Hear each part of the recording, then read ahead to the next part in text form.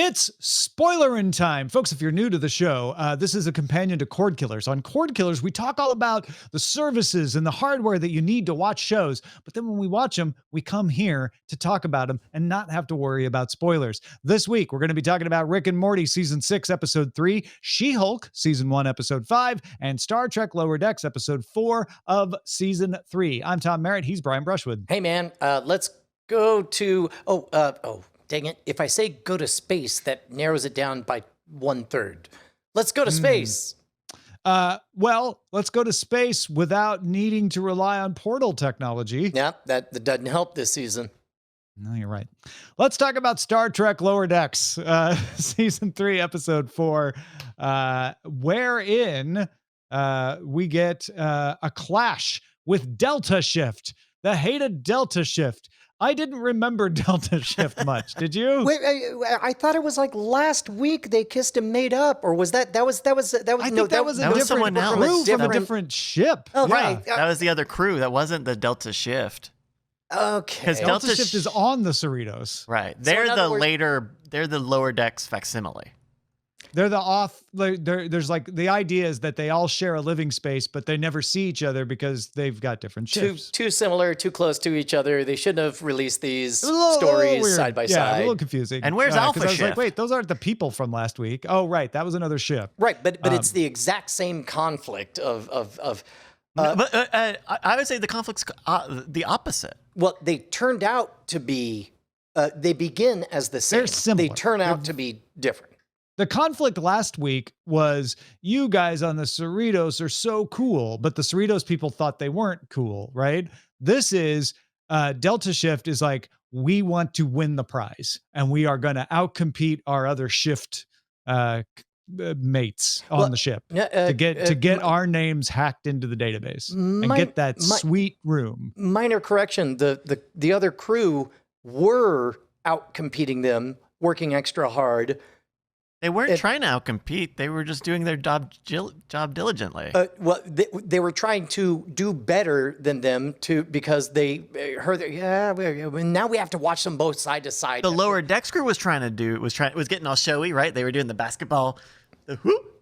But the other team last week it was two different ships, each one thinking they needed to prove something to the other ship. This time, this week was not about proving status. This week was race for a prize. We are both on the same ship, but we're two different groups, and there's only going to be one room, and we want to get it for our team.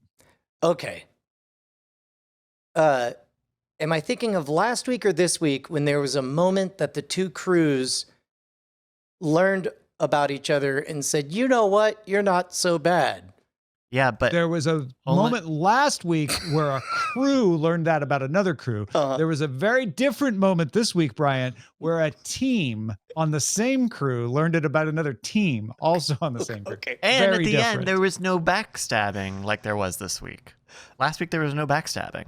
That was a cell-phone goal for the record. Like the moment I heard it's only one room, I'm like, well, just have a roommate for crying out loud. And it's like, but that's the good thing about the Delta Shift story is like, obviously they're just the lower decks characters, and obviously they're not even like acting smart. They're just trying to compete with these other people. And I liked having a story that focused on the members of the lower decks team and them interacting to overcome challenges and trying to prove that, they're smarter than people think and they've got different talents that can help them get around different obstacles. And so in the end, you have to undercut that, right? You can't have them totally win, which is why they were as many other talents as they showed throughout the story. They didn't think far enough ahead to realize that they could share the room, which I'll be honest, I don't know if I would have either, because I would have just assumed, well, like we never see roommates on a Star Trek ship. So maybe it wouldn't have occurred to me. I don't know. Was it last week or this week that we had a moment where Boimler decided to be brave and bold for a change? Oh, that's been more than one. That's more a than 2 weeks. continuing thread. Bold Boimler. I Someone's don't know trying if to you be can hang sneaky. that one. No, I don't know. I'm just saying I'm detecting a lot of similarities between episodes. Well, but I don't think it's a bad thing to have a running joke. It's a bad thing if the running joke gets old. And I'm with you if you're going to say the bold Boimler thing is starting to get old, but they also mentioned that. They like looked that one in the face and said, Boimler, this is getting old, right? As a matter of fact, tell me if I got, I'm dropping the facade now. Tell me if I'm getting this right. I think one of the moments that I felt the most respected as a viewer and person who's able to follow things is they didn't spell out the fact that Tendi was unaffected by nitrous oxide, whereas the other two were, due to her biology. You think they didn't? Yeah, they didn't make a meal out of it. They did mention it. They didn't say, like, thank goodness your species doesn't process nitrous oxide the way it...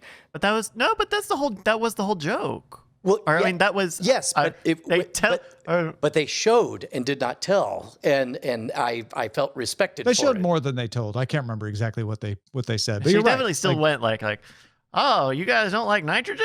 Like it was a funny bit. It was a good bit.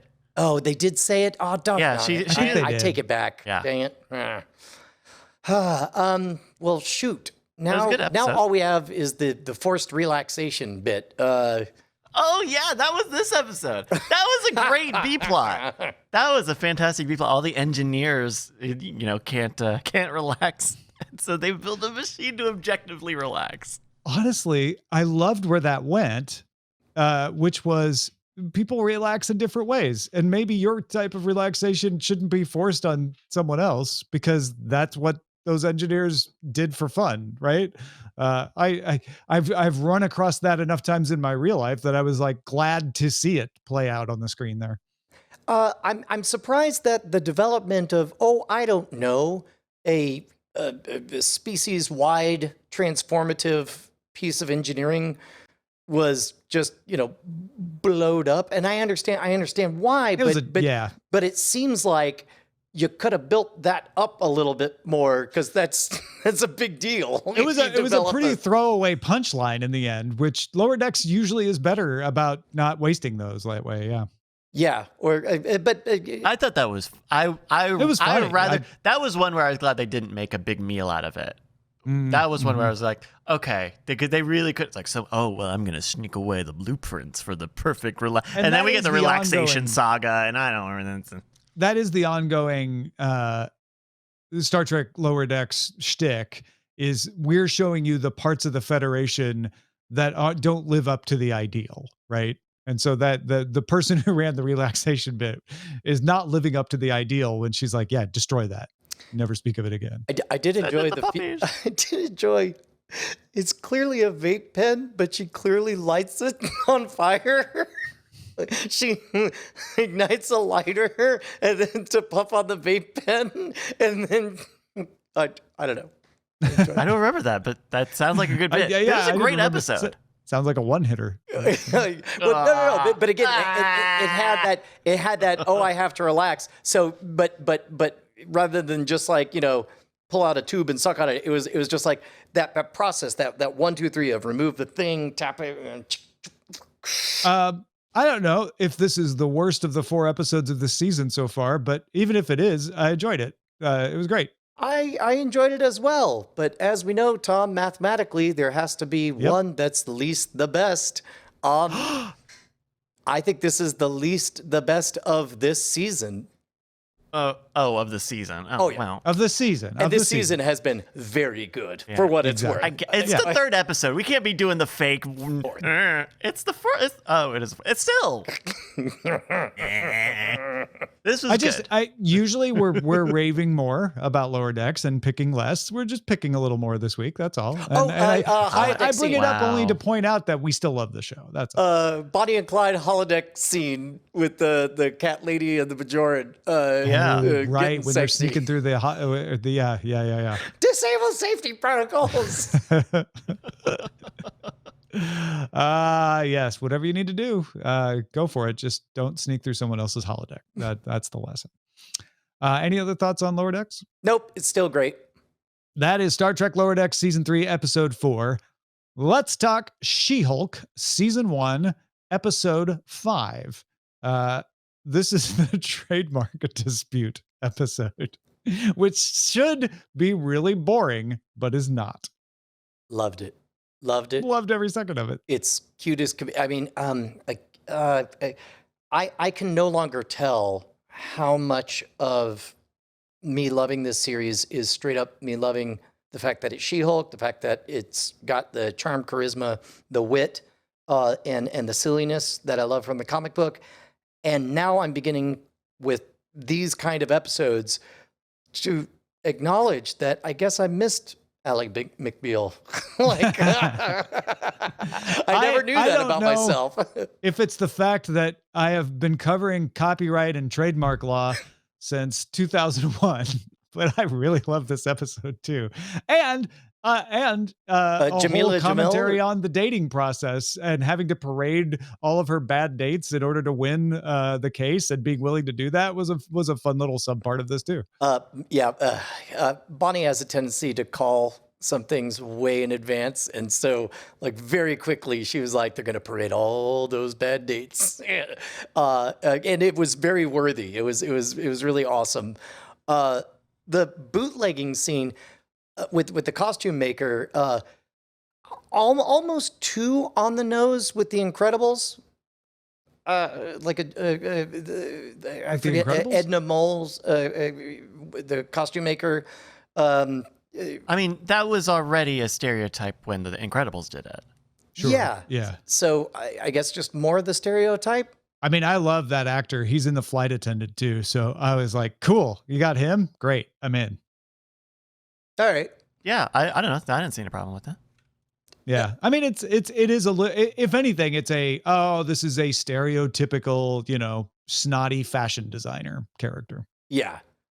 Did you guys notice?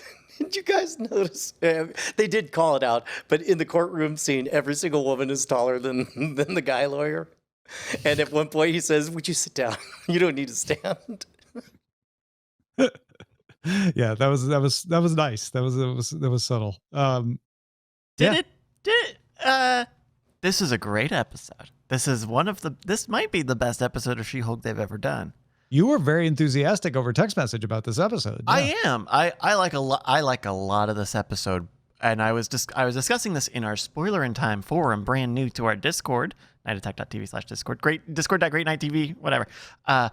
That I was very bummed that they ended this episode on two cliffhangers and no mid-credit scene. I was bummed about the no mid-credit scenes too. What are we doing? You just did them 4 times in a row. You're only going to have 3 more episodes. If you did it again, you'd be complaining that they do it every time, and it's no fun anymore. Well, minor tweak. Yes, one cliffhanger on the costume.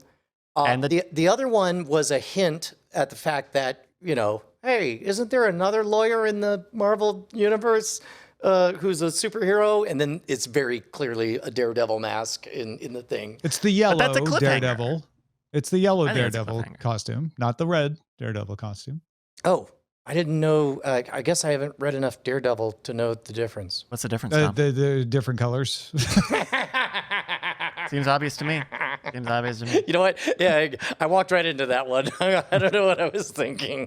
But it was a very big bummer to not see the outfit at the end of the episode. But I get that we were making space for the Titania thing. Also, I like Jamila Jamil. There you go. Mm-hmm. I like her a lot. I think they dubbed over her lines in this show. Oh, like ADR'd them? I think they either had someone do them again or had her come in and re-record them. Yeah. Because the lip syncing. Well, they often just have the actors come in and re-record their lines for stuff anyway, for various reasons. You're saying you noticed because she would do a lot of talking off screen. Her lips, it would be the back of her head speaking. Not to Maybe mention there was just a mic issue. Who knows? Well, could be. She was doing that American Valley Girl accent, and it sounded better than I would think it was coming from her. So I don't know if they used a fake voice or they needed another session to do that, which totally makes sense. That happens all the time. But I thought that was pretty noticeable given the fact that she's been in so many of these episodes and she still ends up like being distant because she's not really talking on camera. I have noticed that she doesn't come across as Jamila Jamil But I also know that she's playing a much different character than I usually see her play. So I was chalking it up to that, but maybe there's more to it. I was maybe distracted by what I thought was wonderful casting irony, because if you follow the actor's Twitter threads, boy, she went on a rampage for a full year calling out garbage weight loss shakes as just they're just diuretics. Like, she would take videos of herself sitting on the toilet making toilet sounds and saying, "I'm losing weight. I'm a celebrity cashing in on a nonsense pseudoscience," and to have her play a stereotype of everything A she's celebrity been doing actually exactly been that. mocking. Yeah. Yeah. That's good. No, enjoyed it quite a bit. Is it Wednesday yet? Because I would like to watch the next one. Please. No? This show makes me so happy, and I wish more people liked it the way I did, but that's not the way things go, is it? I mean, never. Who are you addressing? There's Oh, no. never a thing that I enjoy that there isn't somebody out there hating on it. So yes, that is correct. Your opinions are correct. Yes. They're wrong. Oh my god. No. Other people are wrong. That is She-Hulk, season 1, episode 5. Let's talk about Rick and Morty, season 6, episode 3, where mom falls in love with herself, basically. And then hilarity ensues to the point that Jerry is brought in. I think they found an equitable compromise in the end, don't you? Well, keep in mind, this is the first time that we have established a season where there's kind of a total reboot reset, where these are the canonical, Beth, Jerry's, Rick's, et cetera, et cetera. And the inclusion of Clone Beth always struck me as kind of curious, because they didn't need to make her a persistent character. But whatever, having her be familiar by this episode, I think was a good play, because it made everything way more uncomfortable for me. And then meanwhile, canonical Jerry just, I don't know if the non-sci-fi beneath the surface discussion is about self-love and a married couple's relationship with pornography, or non-standard couplings, or what, but it was awkward, and I think that's what they set out to do. Really? See, I didn't find it awkward. I found it hilarious. I was like, yes, that's what you do. You find a compromise. You realize that you don't have to shut someone out if there's a genuine connection. He loves her. She is both of them. The whole theme they were playing on was the idea that, oh my gosh, the person who would know me the best is you because you're me. And then if they truly loved Jerry, which they did, then that should work. And I was actually pleased at the end, and found it absolutely hilarious, the reactions of the kids downstairs of like, oh gosh, yes, I don't want to hear this. And especially the extended murmur. Never have I regretted having closed captioning turned on more than in that moment. The first time I watched it, I was watching it on my iPad, and it was like kind of loud, so I couldn't hear any of the muffle. I could just hear that there was muffle. And so when I rewatched it again today, I had a lot of crystal clear clarity. When Space Beth, okay, I wrote it down because it was so. When Space Beth whispers just loud enough to definitely be text, "I want you back in my guts like I'm one of your sick little fillies," is so fun. It's so funny. It's so F-wording funny to just say that out of nowhere. To me, even funnier was our emboldened, self-actualized Jerry in the post-credit scenes. Goes to Jerry Rama and goes to get in, and the nurse clearly Trade says, well, some Jerrys, not you, want to come in and touch the other Jerrys. They're like, okay. And then he finds another Jerry, and it's the most chaste kiss ever. They're like, okay, bye. Okay. That's it. Thanks. That's all I wanted. This show's good. It is. Yeah, I really, this is my favorite episode of the season so far. I did love the deep. I don't know how deep they are, but there was a number of cuts that I'm like, I don't know how many people caught the San Junipero reference. Where they lived a lifetime together. You went and all full this stuff. San Junipero in Called here. it out. And oh my god, the video game console bit where all of the games are realistic, but clearly they're too realistic for no reason because they could just change the setting. But so they're doing asteroids and there are no asteroids, and they're playing Final Fantasy. He's trying to lift up the big sword. The best part was the Street Fighter. Totally realistic. Is you have to live the whole day leading up to your street the fight. Getting to And a the street meter fight. that shows you forgetting why you were mad in the first place. I like that there was a meth mode on the menu for that. Oh, I missed that. Meth mode and a slappers mode. Slappers only mode, of course. Nice. So good. So good. Yep. Well, that's Rick and Morty season 6, episode 3. Anything else? Nope. Continues to be a great boy. What a crop. We this put them in goose suits. These are great. Goose suits. Yeah, it's his old circus term. Sometimes people like goose, but that was a House of the Dragon reference. Anyway, Rick and Morty season 6, episode 3. That's going to do it for Spoiler in Time. Next week on Spoiler in Time, it's She-Hulk, Rick and Morty, and Lower Decks. Oh my God, 6, the feast continues. Episode 6 of She-Hulk, episode 4 of Rick and Morty, episode 5 of Lower Decks. You will get them early if you're a patron, so look for them in your Patreon feed or become a patron, patreon.com/Cordkillers. We'll spoil you next time.